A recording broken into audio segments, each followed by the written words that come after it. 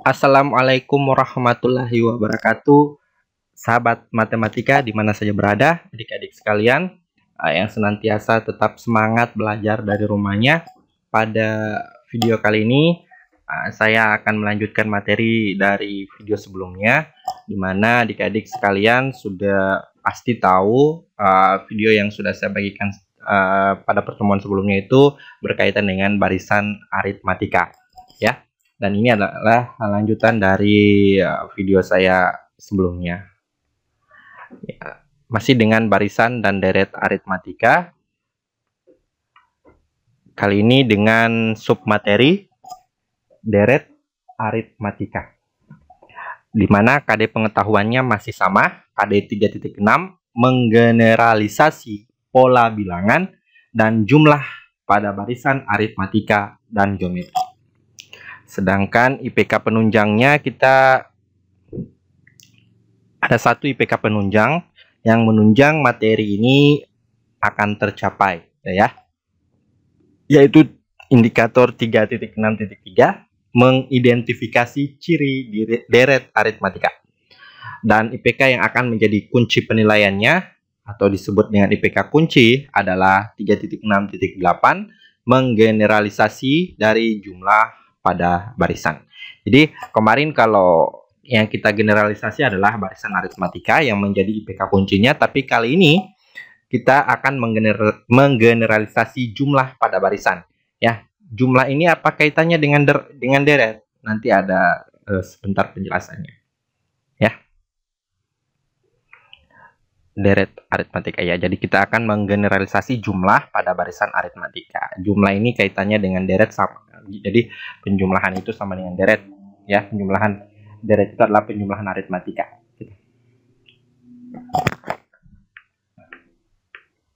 Nah, KD 4.6 dan IPK-nya IPK 4.6 itu ada dua. 4.6.1 mengidentifikasi terjadinya pola pada masalah yang berkaitan dengan barisan bilangan. Itu penunjangnya. Jadi kita identifikasi yang berkaitan dengan barisan bilangan masih sama, ya. Dan yang IPK kuncinya dengan masalah yang berkaitan dengan pertumbuhan. Karena kalau aritmatika itu ada kaitannya dengan pertumbuhan, ya, pertumbuhan dan seperti itu. Nah, tujuan pembelajaran saya ambil dari masing-masing indikator. Ada dua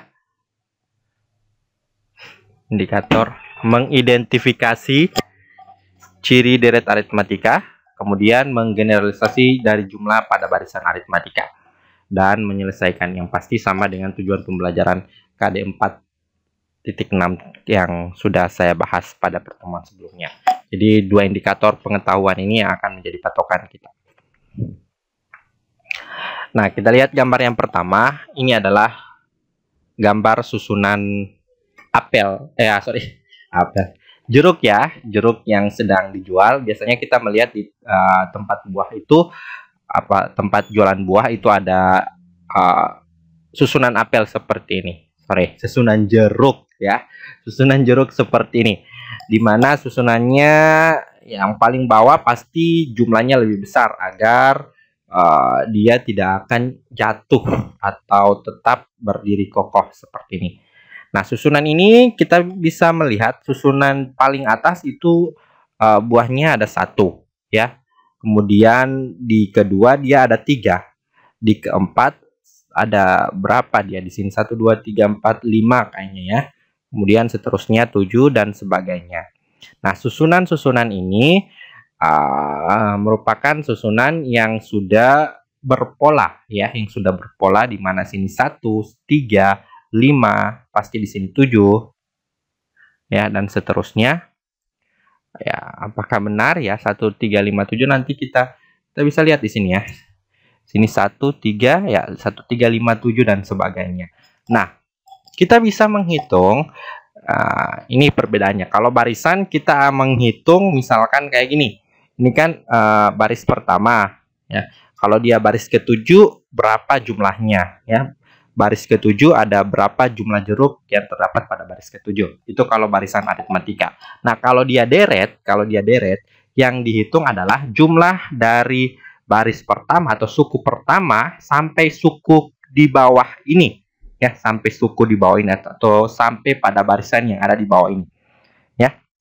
Jadi barisan pertama sampai barisan terakhir yang terdapat di dalam susunan buah ini, itu kita hitung semuanya berapa buah semuanya. Jadi kalau ini 1, 3 berarti 4, tambah 5 berarti 9, dan seterusnya. Sampai susunan terakhir, berapa jumlah jeruk yang terdapat dalam susunan pola jeruk ini yang berdiri kokoh.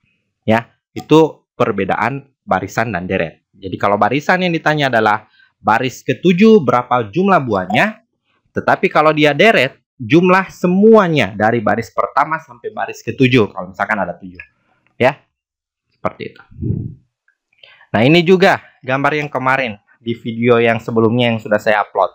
Ini adalah susunan dari lingkaran yang ada 1, 2, 3, 4, 5, 5 jenis warna, dan setiap jenis warna memiliki pola lingkaran yang jumlahnya dari yang kecil sampai ke yang besar. Nah, ini kalau dia barisan, kita bisa menghitung baris ke 1, 2, 3, 4, 5. Baris kelima itu dengan pola yang ada 1, 3, 5, 7. Baris kelima kita bisa tentukan dia jumlahnya 9. Tetapi kalau dia ditanyakan adalah deret atau jumlah, yang ditanyakan berarti jumlah semua lingkaran yang ada di dalam pola ini.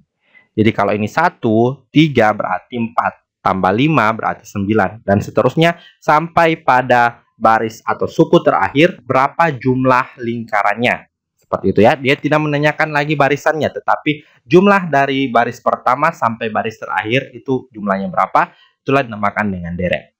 Oke, kalau ini kan bisa kita hitung. Gimana kalau misalkan barisnya sampai 1000 gitu ya, atau susunan polanya sampai 1000 baris. Nah, itu yang akan sulit ya. Sehingga kita akan mencari atau menggeneralisasi pola yang ada ke dalam bentuk rumus, sehingga kita tanpa menghitung manual, kita bisa menghitung susunan dari suatu pola dari baris pertama sampai baris Kn atau baris terakhir. Sehingga kita dapatkan jumlah seluruh suku dari suku pertama sampai suku terakhir. Nah, ini 1 tambah 5 tambah 7 tambah 9. Ini secara manual bisa kita hitung karena barisnya baru sekitar ada 5 baris di sini, ya. Nah, ini juga, ini kita lihat. Ini konsepnya ada 2 bisa ya. Yang pertama adalah kita hitung persegi panjang. Yang kedua yang kita hitung bisa polanya. Polanya ini ada 2 ya, bisa dilihat dari sudut pandang yang berbeda. Di mana pola yang pertama kita bisa menghitung setiap persegi ini pada baris pertama ke baris berikutnya atau suku selanjutnya itu selalu bertambah 1. Yaitu pola yang pertama ya. Pola yang pertama kita lihat adalah dari baris pertama ke baris kedua itu ketambahan 1 persegi. Dari baris kedua ke baris ketiga ketambahan 1 persegi, sehingga dia menjadi 3 persegi dan seterusnya. Itu polanya. Pola yang kedua bisa kita lihat dari sudut pandang yang berbeda, di mana kita menghitung titik-titik hitam yang terdapat di dalam titik sudut pada bangun tersebut atau pada persegi itu. Ya, ada titik sudut di sini. Ya, ada titik sudut. Di sini titik sudutnya 4. Ya, ini 4. Kemudian di sini jadi 6. Di sini jadi 8.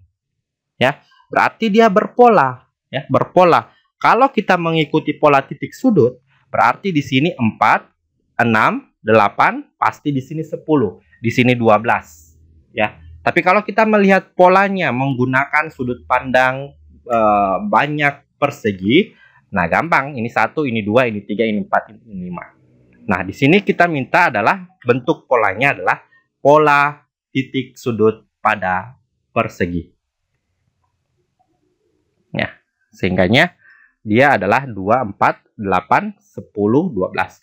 Nah, gimana semua titik sudut yang terdapat pada baris pertama atau suku pertama sampai suku ke-5 ini ada berapa? Itulah namanya itulah yang dinamakan dengan deret aritmatika. Nah, ini ada ilustrasi cerita. Soal cerita. Seorang pekerja bangunan akan memperbaiki tembok pagar yang rusak, di mana dia akan membutuhkan sekian banyak batu bata untuk membentuk kembali tembok pagar tersebut. Bentuk pagar yang akan diperbaiki seperti pada gambar berikut. Ya, ini bentuk tembok yang rusak, ya, bisa dikatakan ini rusak parah. Nah, dari baris atas ini pekerja membutuhkan satu batu bata. Ini satu batu bata. Kemudian di baris berikutnya selalu bertambah 2 batu bata, berarti ini 1 batu bata. Di sini ketambahan 2 berarti jadi 3 ya. Karena di sini dikatakan di baris berikutnya bertambah 2 batu bata. Jadi dari 1 batu bata, baris kedua menjadi atau ketambahan 2 batu bata dari baris sebelumnya. Kan baris sebelumnya 1 batu bata. Berarti di sini ketambahan 2 jadinya 3. Ketambahan 2 lagi jadinya 5. Ketambahan 2 lagi jadinya 7 dan seterusnya sampai di bagian terakhir. Nah, berapa banyak batu bata yang dibutuhkan oleh pekerja untuk memperbaiki tembok pagar tersebut jika banyak baris dalam tembok ada 6? Nah, di sini ilustrasinya bukan mendekati ya, tetapi dengan menggunakan deret aritmatika atau penjumlahan baris aritmatika. Kenapa demikian?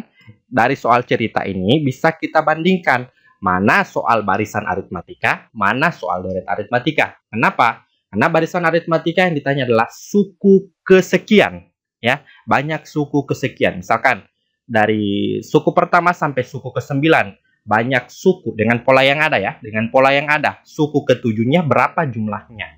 Nah, itu barisan, ya. Suku ke-8-nya berapa jumlahnya? Atau suku ke-8 berapa anggotanya? Suku ke-6 berapa anggotanya? Suku ke-20 berapa anggotanya? Itu adalah barisan aritmatika. Tetapi kalau misalkan dari soal yang dikatakan bahwa dari suku pertama sampai suku ke-10 misalkan, ya, dengan pola yang ada, berapa jumlah objek yang terdapat dari suku pertama sampai suku terakhir, ya. Suku terakhir atau suku ke-10 misalkan ya. Dari suku pertama sampai suku ke-10 berapa objek yang tersedia di dalam pola tersebut. Nah, itu dikatakan deret aritmatika. Nah, soal ini mengarah ke deret aritmatika. Kenapa? Karena di sini dikatakan banyak secara keseluruhan dibutuhkan. Jadi batu bata yang dibutuhkan oleh pekerja untuk memperbaiki baris-baris dalam tembok ada 6. Jadi ini yang dibutuhkan berarti semuanya. Yang dibutuhkan semuanya jumlahnya dari baris pertama dari urutan atas sampai di bawah. Jadi batu bata yang diperlukan dari bagian atas tembok sampai pada bagian bawah yang rusak itu berapa? Berarti mengarah ke deret aritmatika. Bisa dipahami kalau soalnya seperti ini ya. Nah, di sini adik-adik akan teman-teman sekalian akan mencari ya dari pola gambar pertama, gambar kedua, gambar ketiga sampai di ilustrasi ini kita akan cari bersama rumus dari deret aritmatika ya dengan menggunakan konsep yang sudah ada sebelumnya dan nantinya saya akan bagikan LKPD lembar kerja peserta didik di mana adik-adik semuanya akan mengerjakan soal ini, soal yang saya ambil sebagai patokan untuk menggeneralisasi soal ini menjadi sebuah rumus atau bentuk umum yang nantinya kalian akan gunakan dalam mengerjakan soal-soal yang berkaitan dengan deret aritmatika. Jadi sekarang tugasnya adalah tugasnya apa ya? Nanti saya akan buat satu kali tugasnya. Adik-adik cari ya, bisa latihan soalnya, bisa latihan ini latihannya. Latihan soalnya nanti saya akan bagikan. Saya akan kumpul latihannya itu nanti setelah KD terakhir ya. Jadi tetap saya akan bagikan ini di WhatsApp grup masing-masing sebagai bahan latihannya. Tapi saya akan mengumpul semua latihannya dari latihan pertama. Latihan pertama kan sudah lewat Google Classroom. Kemudian latihan kedua, latihan ketiga, latihan keempat. Itu akan saya kumpul satu kali menjadi sebuah laporan hasil pada KD ini. Ya, menjadi penilaian. Jadi adik-adik akan menyelesaikan soal cerita ini untuk menemukan bentuk umum dari deret aritmatika. Saya rasa cukup pertemuan kita atau video pada pertemuan kali ini, pada video kali ini. Semoga senantiasa kita diberikan kesehatan oleh Tuhan Yang Maha Esa dan tetap jaga kesehatan, tetap semangat belajar dari rumah walaupun kita belajarnya dengan jarak yang begitu jauh, tetapi hati kita selalu dekat melalui jaringan internet. Wabillahi taufiq wal hidayah. Assalamualaikum warahmatullahi wabarakatuh dan sampai jumpa di video selanjutnya.